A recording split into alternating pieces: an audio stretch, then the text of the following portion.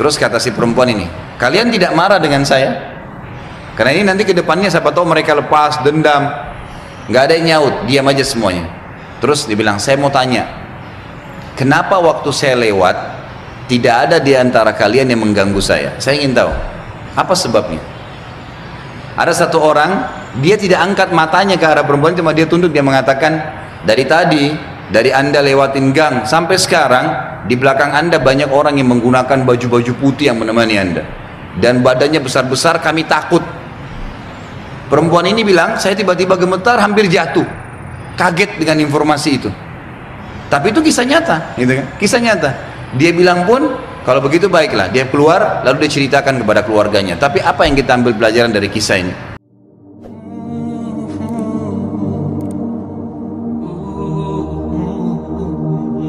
Ingat, ketergantungan dan keyakinan kepada Allah akan mendatangkan pertolongan dari Allah yang kita pun kadang-kadang tidak bisa tahu.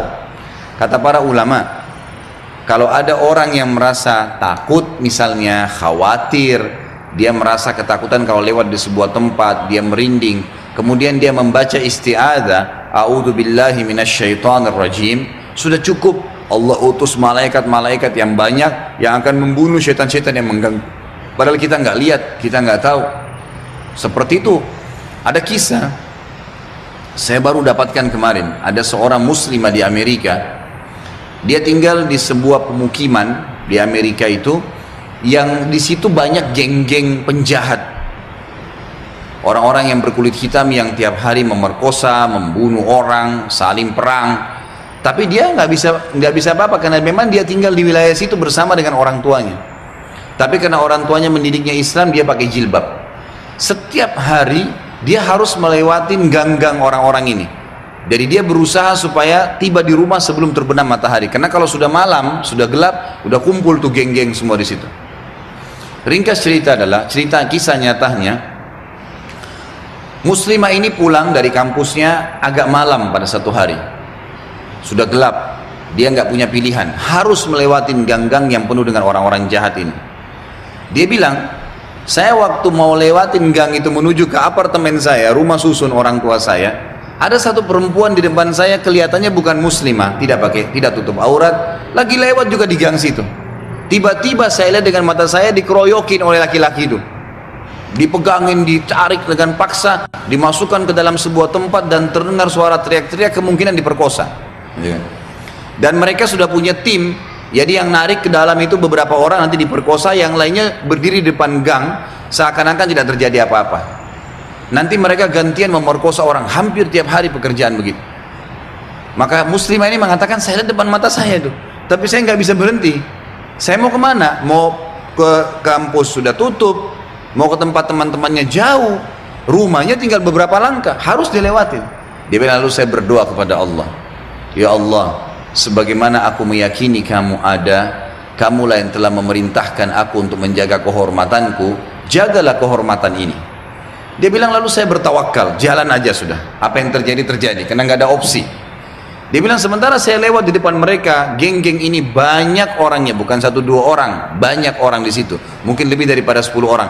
Tidak satu pun yang mengganggu saya, nggak satu pun mengganggu saya. Dan waktu saya lewat, mereka pada buang muka, orang-orang ini pada buang muka. Saya jalan sampai melewatin gang itu. Kebetulan rumah orang tua saya berhadapan dengan kantor polisi. Lalu saya datang kantor polisi itu, lalu saya berkata, tadi ada kejadian begini, ada perempuan diperkosa di sebelah sana. Polisi pun akhirnya menerima laporan tersebut, lalu memeriksa, kena dekat, betul terbukti ditangkap, masih ada perempuan tadi dan memang diperkosa, hanya ditangkap semua di penjahat-penjahatnya. Sementara ditangkap, dia bilang, waktu masuk di kantor polisi, mereka tahu saya yang lapor, saya pakai jilbab ada di situ. Tapi mereka setiap lihat saya pasti buang muka. Kayak orang, bukan buang muka karena marah ya, kayak orang yang ketakutan melihat saya, dia bilang. Sampai masuk di penjara semua. Sudah terungkap masalah itu, dia bilang, saya penasaran. Saya bilang sama polisi setelah itu, bisa nggak saya sebelum pulang, saya mau temuin penjahat-penjahat itu. Kata polisi, silahkan. Datang ke sana, dikawal, dia datang, dia tanya. Waktu dia bilang, saya masuk ke penjara, semuanya pada tunduk, gak ada yang berani lihat saya. Saya jadi bingung, ada apa sebenarnya, gitu kan? Saya seorang wanita, cuma pakai jilbab. Ini penjahat-penjahat terkenal tiap hari perkosa orang, tiap hari bunuh orang, nggak ada yang ditakutin, gitu kan? Maka saya bertanya, saya mau tanya, saya yang ngelaporin kalian, gitu kan? Maka semuanya ada satu orang yang menjawab mengatakan kami tahu kalau kamu yang melaporin, gitu kan? Terus kata si perempuan ini, kalian tidak marah dengan saya? Karena ini nanti ke depannya siapa tahu mereka lepas dendam. Nggak ada yang nyaut, diam aja semuanya. Terus dia bilang, saya mau tanya, kenapa waktu saya lewat tidak ada di antara kalian yang mengganggu saya? Saya ingin tahu apa sebabnya. Ada satu orang, dia tidak angkat matanya ke arah perempuan, cuma dia tunduk, dia mengatakan, dari tadi, dari anda lewatin gang sampai sekarang, di belakang anda banyak orang yang menggunakan baju-baju putih yang menemani anda, dan badannya besar-besar, kami takut. Perempuan ini bilang, saya tiba-tiba gemetar, hampir jatuh, kaget dengan informasi itu. Tapi itu kisah nyata, gitu kan? Kisah nyata. Dia bilang pun, kalau begitu baiklah, dia keluar lalu dia ceritakan kepada keluarganya. Tapi apa yang kita ambil pelajaran dari kisah ini? Keyakinan kepada Allah Subhanahu wa taala mendatangkan pertolongan yang memang tidak masuk di akal manusia. Tidak masuk di akal manusia. Nggak bisa, susah untuk dihubungkan itu. Berapa banyak orang yang sakit, ada seorang wanita yang datang dari Jerman divonis oleh dokter kanker payudara. Semoga Allah selamatkan ibu-ibu dari situ. Itu divonis dari dokter ini sudah nggak bisa, sudah sangat ganas, dan ini menurut medis kalau tidak salah itu kisahnya tinggal 2 minggu umurnya. Maka dia bilang sama suaminya, muslimah kebetulan dan muslim suaminya, tapi tinggal di Jerman. Dia bilang, saya ingin menghabiskan umur saya di Mekah aja. Ini sudah jelas dokter vonis 2 minggu, saya mau pergi ke sana. Suaminya ikutin, 3 hari urus visa, tiket segala, berangkat. Ringkas cerita, dari 14 hari waktu yang divonis oleh dokter, 3 hari sudah habis pengurusan visa dan proses berangkat, sama 4 hari kurang lebih. Jadi sekarang tinggal 10 hari.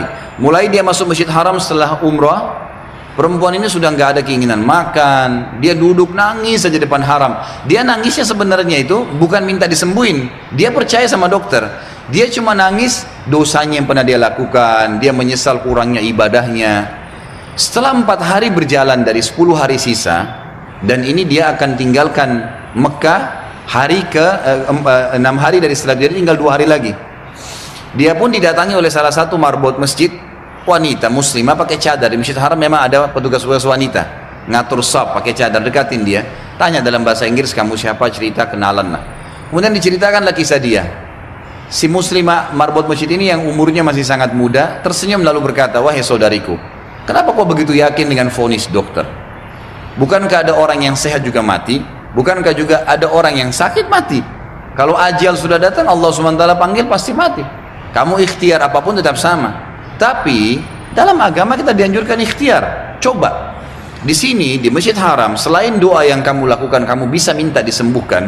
Ada air Zam-Zam yang dijanjikan oleh Nabi SAW, sebagaimana sabdanya, Zam-Zam liman syuribalah. Zam-Zam sesuai dengan niat orang yang meminumnya. Kenapa kau tidak coba minum Zam-Zam itu, berdoa sama Allah? Kata perempuan ini, saya seperti baru dapat air segar yang sudah dari dalam keadaan saya luar biasa hausnya, bingungnya, nggak tahu harus ambil langkah apa. Dia bilang, baiklah kalau gitu. Dia bilang mulai semenjak itu dia minta sama suaminya ditunda beberapa hari pemberangkatan sampai hari ke-13 lah dari 14 hari itu. Dia bilang tiap hari saya cuma minum Zam-Zam, nggak makan, nggak minum yang lain. Tiap hari sambil berdoa kepada Allah Subhanahu wa taala. Pasrah udah, apa yang terjadi sudah berdoa sama Allah. Hari ke-13 dari 14 hari itu dia pulang ke Jerman. Dari bandara langsung ke tempat dokter, telepon dokternya sudah siapin ruangan ICU, mau dicek segala macam dan seterusnya. Begitu tiba di sana, dicek, difoto, dokternya kaget. Hilang semua, kanker itu hilang total, nggak ada sama sekali. Lalu kemudian dokternya didudukin dia sama suaminya, dia tanya, Anda ini selama 2 minggu kemana saja? Orang ini Nasrani, Katolik dokternya. Dan kebetulan dokter ini sudah lama mau masuk Islam. Hikmah-hikmah yang luar biasa terjadi. Maka dia mengatakan, dari mana Anda selama 2 minggu, berobat ke siapa? Dokter siapa? Obat apa yang diminum? Dia bilang tidak ada. Kami seorang muslim dan kami berangkat ke Mekah, saya minum air Zam-Zam, gitu kan. Dan saya berdoa sama Tuhan saya untuk disembuhkan. Kata dia, selamat. Kanker ini belum pernah dalam sejarah dokter bisa sembuh, tapi ini hilang sama akar-akarnya, gitu kan. Si perempuan tersebut menangis, suaminya menangis, bersyukur sama Allah. Yang anehnya, yang luar biasa pada saat itu si dokter mengatakan, Bapak Ibu perlu tahu, dikeluarin Quran terjemahan dalam bahasa Jerman dari lacinya. Dia bilang, saya sudah pelajari Islam 10 tahun. Saya ingin mencari sesuatu yang menyentuh hati saya supaya saya mau ngandut Islam. Tapi belum ada sesuatu yang berat. Tapi kejadian ini karena bidangnya dia tahu dia spesialis kanker payudara. Dia mengatakan ini ya sudah cukup membuat saya syahadat. Maka dia syahadat lagi. Maka kita bisa lihat bagaimana keyakinan yang sedang kita bahas ini bukan main-main. Ini cuma contoh sebagian kecil ya. Terlalu banyak contoh yang seperti ini, terlalu banyak keajaiban-keajaiban yang luar biasa.